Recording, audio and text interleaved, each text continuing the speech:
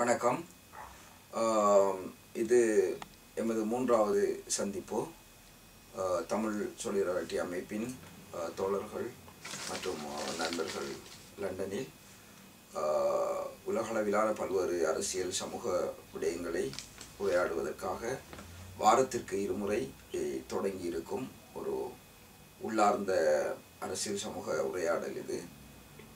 பல்வேறு விடயங்களை பற்றி நாங்கள் பேசுவதற்கு இருக்கின்றோம். இன்றைய நாள் சந்திப்பில் பூகோள அரசியலை பற்றி நாங்கள் பேசுகின்றோம். இன்று உலக அளவில் மிகவும் முக்கியமான கவனத்திற்குரிய அரசியல் பேசுபொருளாக இருக்கின்ற இந்த தலைப்பு தொடர்பாக இசைப்பிரியா அவர்கள் தனது ஆரம்ப முன்னுரையையும் தனது விளக்கங்களையும் இப்பொழுது வழங்குவார். இதன் பின்பு இங்கு வந்திருக்கின்ற தோழர்களுக்கு இடையிலான ஒரு கலந்துரையாடல் நடக்கும். நன்றி சார்.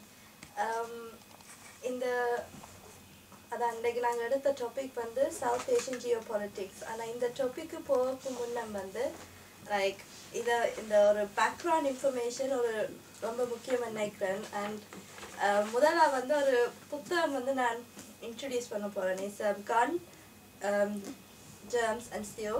இது ஜே டைமண்ட் எழுதியிருக்கா. இந்த புக்கு தமிழ்லையும் ட்ரான்ஸ்லேட் பண்ணி இருக்கிறாங்க. ஸோ வாசிக்கேன் இந்த புத்தகத்தை சொல்கிறேன்டா. இப்போ நீங்கள் பார்த்தீங்கன்னா ஒவ்வொரு நாடும் வேறு வேறு ரேட்டில் டெவலப் ஆனது. அது ஏன் அந்த ஒரு கேள்வியை இந்த புக்கு ஆன்சர் பண்ண பார்க்குது. அதாவது ஏன் இப்போ சில நாடுகள் ஃபாஸ்ட்டாக டெவலப் ஆனது, அதுக்கு என்ன காரணம்? இப்போ ஒரு ஷார்ட் டைமில் இந்த புத்தகத்தை சமப் பண்ணிடாது. பட் இதில் ஒரு முக்கியமான பாயிண்ட் என்னென்னா இப்படி அந்த டெவலப்மெண்ட் நடக்கிறதுக்கு காரணம் it was geography and geography. Bio geography. அது ஒரு நேச்சர், அதாவது சர்டன் கிளைமேட்டாவது சரி, இல்லாட்டிக்கு அந்த ஹேபிட்டாட் ஒவ்வொரு இடங்களில் வெவ்வேறு விதமான மரங்களும் சரி மிருகங்களும் சரி அந்த வளர்றதுக்கான ஒரு சூட்டபிள் என்வாயர்மெண்ட் இருந்துச்சு. அண்ட் இப்போ எங்களுக்கு தெரியும் உலகம் எல்லாம் ஒவ்வொரு it's not exactly the same. இது ஒவ்வொரு கிளைமேட் டிஃப்ரென்ஸ், லொக்கேஷன் டிஃப்ரென்ஸ் வெவ்வேறு விதமாக இருக்குது. ஸோ அண்ட் அதனால தான் இந்த like nature was a contributing factor to என்ன அந்த இப்படியான டெவலப்மெண்ட் நடக்கிறதுக்கு. அண்ட் லைக் நாங்கள் யோசிச்சு பார்த்தா, ஹிஸ்டாரிக்கலாக யோசிச்சு பார்த்தா மைக்ரேஷன் லைக் ஹியூமனிட்டி ஆரம்பத்துலேருந்து நடந்து கொண்டு இருக்குது. அண்ட் இது லைக் என்ன சொல்கிறது, சர்வைவலுக்காகவும் அந்த சர்ச் ஃபார் மோருக்காகவும் நடந்து கொண்டு தான் இருக்குது. அண்ட் இந்த மைக்ரேஷன் மூலமாக இப்போ மனிதர்கள் வேறு விதமான மிருகங்களையும் பிளான்ட்களையும் சந்திக்கிற வாய்ப்பு அமைஞ்சது. அண்ட் இது சில கமோடிட்டிஸ் அது இந்த ப்ராப்பர்ட்டிஸுக்காக they became very important. So அப்போ அப்படியான அந்த ரீசோர்ஸஸ் அந்த வளம் ஹியூமனிட்டி இது நான் ரொம்ப ஷார்ட்டாக சொல்கிறேன். ஏன்டா எக்ஸ்பேண்ட் பண்ணுறதுக்கு டைம் இல்லைண்டா அந்த என்ன சொல்கிற உரையாடலுக்கு போகணுமெண்டாக்கா அதான் இப்போ ஸோ அப்படியான மிருகங்களையும் ஒவ்வொரு மரங்களையும் சந்திக்கிற வாய்ப்பு அவங்களுக்கு கிடைச்சிது. அண்ட் இப்போ சொசைட்டி வளரும் போது முதல் என்னென்னா ஒவ்வொரு நாளும் ஹண்டிங் நடந்தா. ஸோ இன்றைக்கு சாப்பாடுக்கு இன்றைக்கே போய் ஹண்ட் பண்ணி சாப்பிட்றது தான் பழக்கமாக இருந்துச்சு. இப்போ யோசிச்சாங்க, ஓகே இன்றைக்கு 2 நாளைய சாப்பாடை நான் ஹண்ட் பண்ணி வச்சுட்டு நாளைக்கு ஹண்ட் பண்ண தேவையில்லையான அந்த ஒரு சொசைட்டி டெவலப் பண்ண வழங்கிட்டது. ஸோ இதன் மூலமாக அந்த என்ன சொல்கிறது, அனிமல்ஸையும் சரி பிளான்ட்டையும் சரி ஒரு வளர வலிக்கிட்டு நம்ம மாதிரி தான் இப்போ சொல்கிறது. they wanted to grow them. And so அப்படி அதனால அவங்க ஒரு இடத்துல செட்டில் பண்ண வேண்டிய சூழ்நிலை உருவாயிட்டு. அண்ட் இப்போ நாங்கள் சொன்ன மாதிரி உலகம் ஒவ்வொரு இஸ் நோ ஹோமோஜீனியஸ் என்று சொல்லுவாங்க. அதாவது ரீசோர்ஸஸ் எல்லாம் ஈக்குவலாக இல்லை.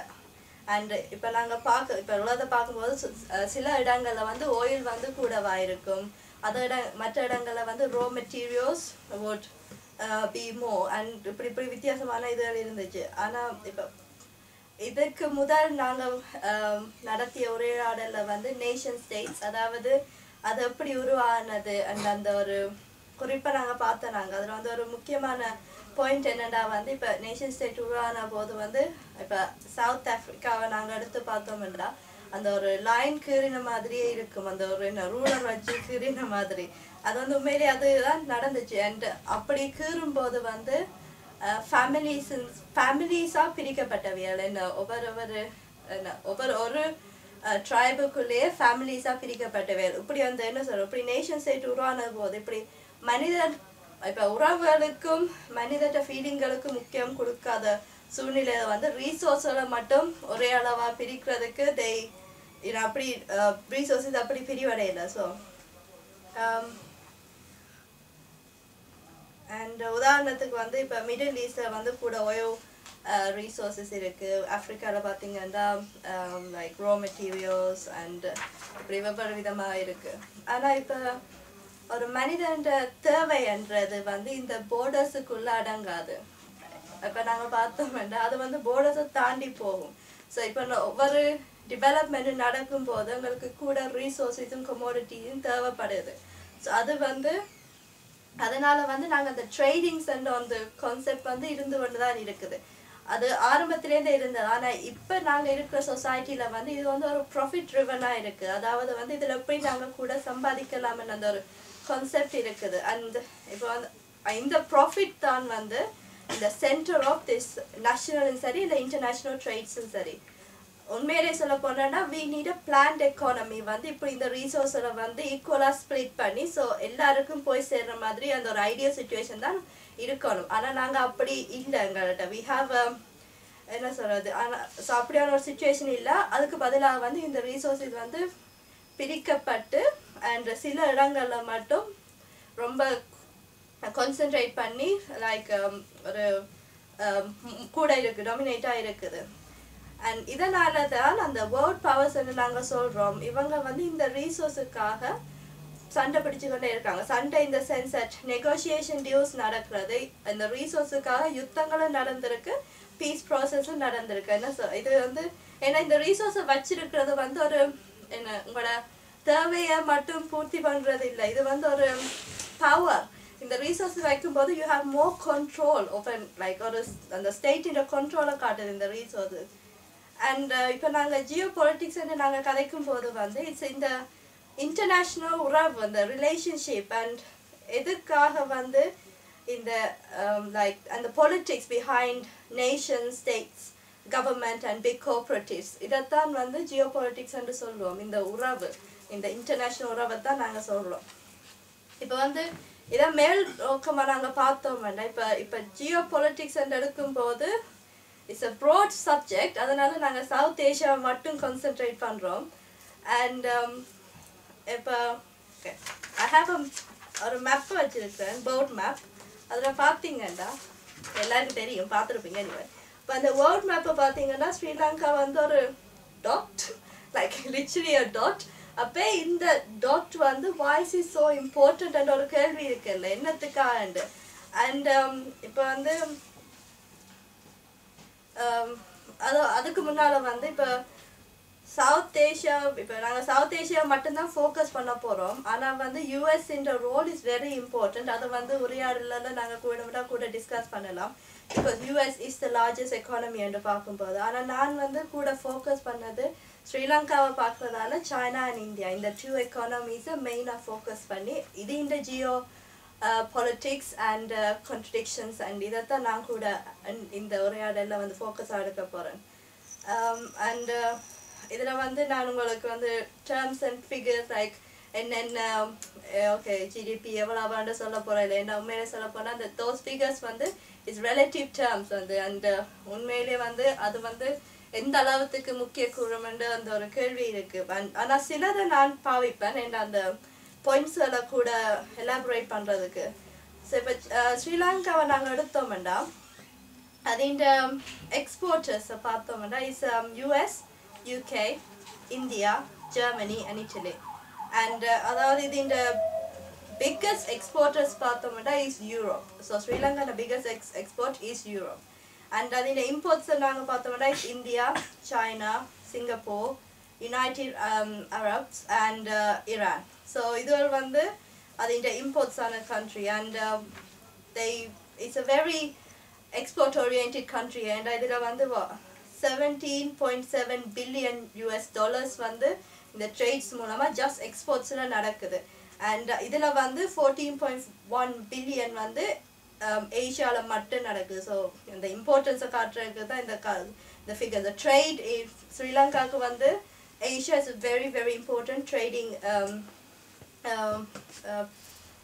trading region, and இப்போ 14% of Sri Lankan imports வந்து China மூலமா வருது. அதாவது வந்து 2.5 billion US dollars வந்து China மூலமா தான் வருது. அதே சமயம் 20% அது இந்த imports Sri Lankan imports வந்து இந்தியா மூலமா வருது. That's 3.59 billion US dollars. So like India and China is a very key important அது Sri Lankan economy-க்கு ரொம்ப இம்பார்ட்டன்ட்டான ஒரு ரெண்டு நாடுகள். And இப்போ நாங்கள் சைனாவை பார்த்தோம்னா சைனா வந்து is second biggest economy in the world, and இது இந்த ஃபிகர்ஸை நான் சொல்ல போகிறேன் உங்களை எல்லாருக்கும் தெரிஞ்ச ஒரு விஷயம். இதுண்ட வந்து எக்ஸ்போர்ட் வந்து it's like US, UK, India, Germany, Italy, திருப்பியும் அந்த வெஸ்டர்ன் அண்ட் யூஎஸ் தான் நோக்கி போகுது. அண்ட் இம்போர்ட்ஸ் வந்து it's mixture, so it's US, Hong Kong, Japan, Germany and South Korea. And like இப்போ வந்து வேர்ல்ட் மேப்பை பார்க்கும்போது லைக் பிகாஸ் இது இம்போர்ட்ஸ் அண்ட் எக்ஸ்போர்ட்ஸ் வந்து எகேன் சைனா வந்து இட்ஸ் அ வெரி அந்த ட்ரேட் ஓரியன்டேட்டட் எக்கானமி என்றதால அதுக்கு வந்து ஒரு சேஃபான ரூட் தேவை இந்த எக்ஸ்போர்ட் அண்ட் இம்போர்ட்ஸ் வந்து சேர்றதுக்கு. அண்ட் இதை வந்து வெவ்வேறு விதமான ரூட்ஸ் எடுக்கலாம். ஆனால் இப்போ நாங்கள் அந்த ரூட்ஸில் பார்த்தோம்னா இப்போ கடல் வீதியால் தான் கூடுதலான இம்போர்ட்ஸ் வந்து சைனாக்கு போய் சேரும். ஸோ இதை தெரிஞ்சோன்னா எங்களுக்கு தெரியுது ஏன் இந்த அந்த சின்ன டாட் அந்த மேப் வந்து எதுக்கு இவ்வளோ ஒரு இம்பார்ட்டன்ஸான ஒரு why is it so significant to China. I mean முதல்ல அந்த புத்தகம் சொன்ன மாதிரி நாங்கள் எங்கே இருக்கிறோம்ன்றது அது வந்து எங்களோட ஒரு பலம் as well. ஸோ இப்போ ஸ்ரீலங்கா வந்து அந்த இந்தியன் ஓஷனில் டாட்டாக இருக்கிறது வந்து இட்ஸ் a very importantaன ஃபேக்டர். ஏன்னா it's right in the middle of the Indian Ocean, one thing, and மற்றது வந்து it's like அந்த நாங்கள் சொன்னோம்ல sea lanes, routes எல்லாம் வந்து it's very close to it, and like nearly half of the world's trade travels வந்து அதன் மூலமாக தான் நடக்கிறது. and இதில் வந்து இப்போ 70% petroleum which is like an energy source for China இதன் மூலமாக தான் போகுது. So you can understand in Sri Lanka is very very important to China. And so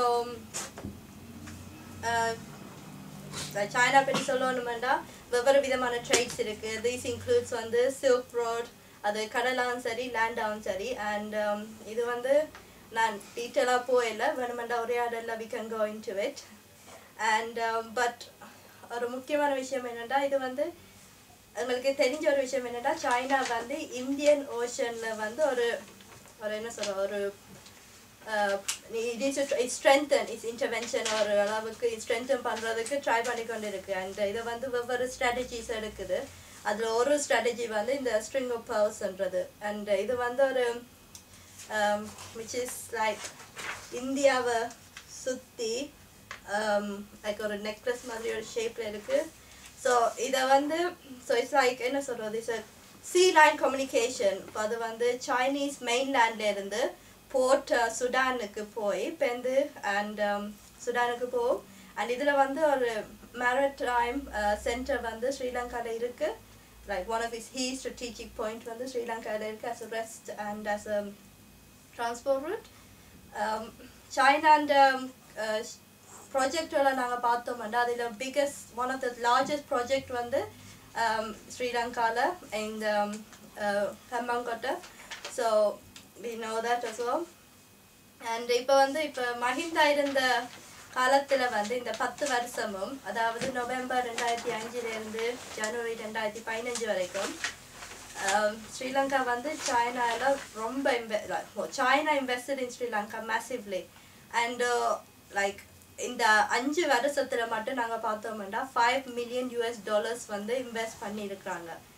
and like Mahinda வந்து இதை ஒரு என்ன சொல்றது சைனீஸ் இன்வெஸ்ட்மெண்ட்டை வந்து he just Kazuka he has just got involved and China had a very big control over Sri Lanka and இப்போ Indian Ocean ஆயிடுல வந்து Indian Ocean oil also borrowed money from China to build main massive infrastructures such as docks and ports and இப்போ கிட்டடியா வந்து நியூஸ்ல பரவி கொண்டிருக்கிற ஒரு விஷயம் வந்து Colombo port city which is Chinese latest development which is நடக்குமா நடக்காதான்ற ஒரு இது நடக்கு இதை வந்து நான் பெண்ணும் கதைப்பேன் பட் இதை பற்றி சொல்லணுமெண்டா என்னென்னா இது வந்து ஒரு massive stopping ship place and இப்போ வந்து 2 நாளைக்கு முதல் வந்து 3 Russian naval ships வந்து அதில் arrive பண்ணி they stopped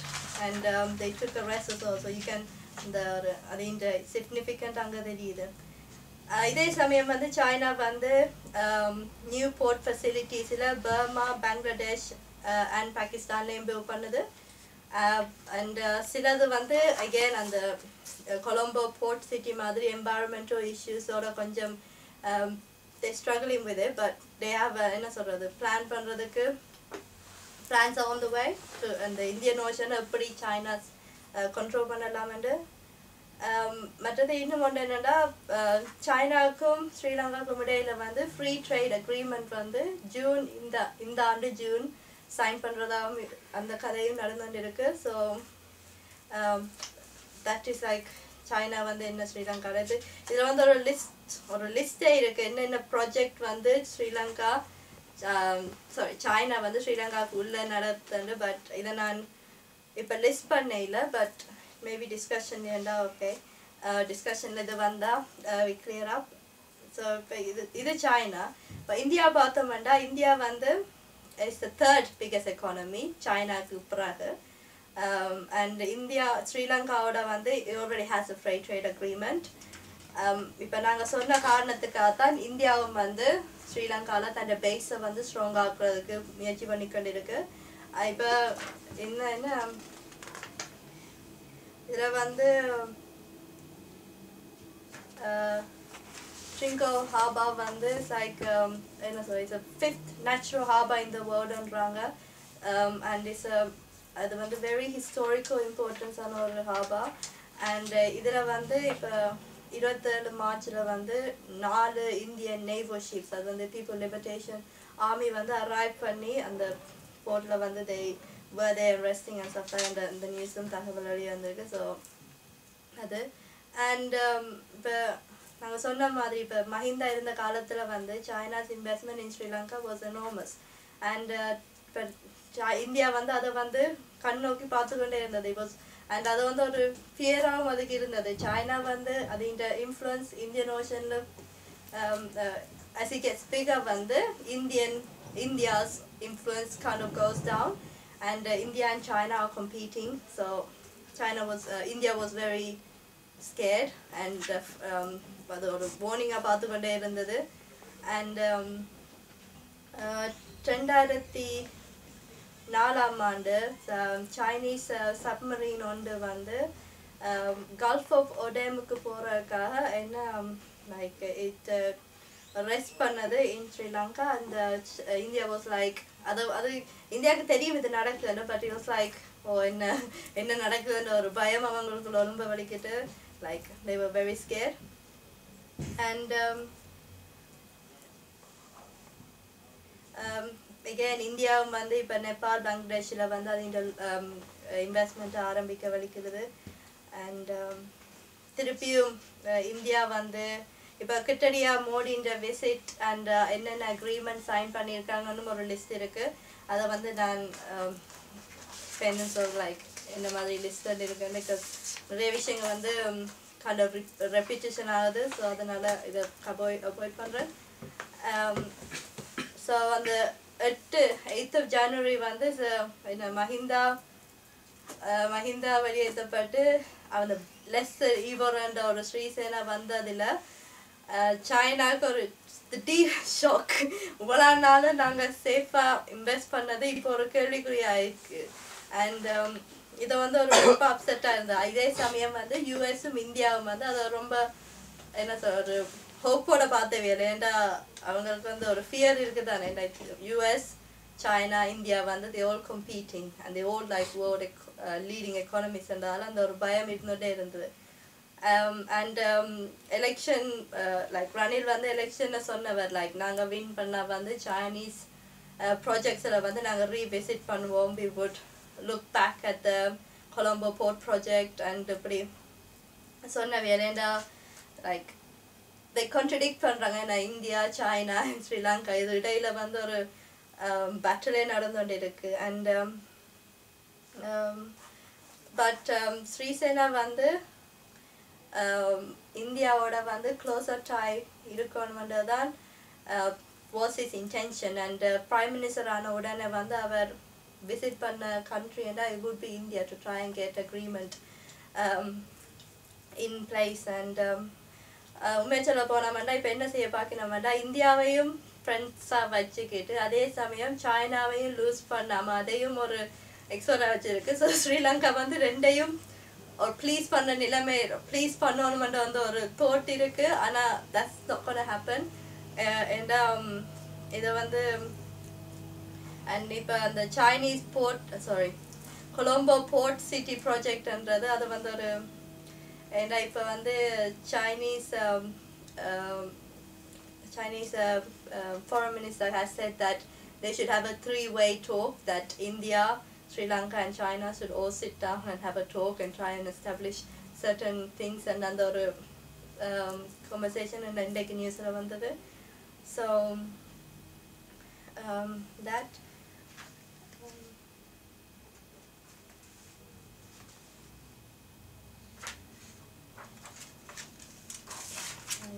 repetition. இப்போ ஸ்ரீலங்கா பார்க்கும் போது வந்து ஸ்ரீசேனா வந்ததுல இருந்து the international visits எங்களோட உண்மையை சொல்ல போனால் ஃபாரின் மினிஸ்டரும் பிரசிடென்ட்டும் ரொம்ப பிஸியாக been traveling to international visits to try and establish more deals and stuff like that. இதில் வந்து மைத்ரிபாலா வந்து இந்தியாவுக்கு போயிருக்கிறார் ஃபெப்ரவரியில். And UN வந்து ஸ்ரீலங்கா விசிட் பண்ணியிருக்கு ஃபெப்ரவரியில் with Mann Ki Moon. And then இப்போ இந்த மோடி ஸ்ரீலங்காவுக்கு விசிட் பண்ணியிருக்கிறார் மார்ச்சில். And then Maithripala like a week later, 2 weeks later, went to visit China. So you can say like there's like a big conversation going on இருக்குது. இதில் மங்கள foreign minister மங்கள வந்து சொல்லியிருக்காரு என்னன்னா we accept the reality of South Asian geopolitics. So they know that Sri Lanka வந்து இந்தியாவுக்கு கீழே தான் இருக்குது. And they know that they have to make good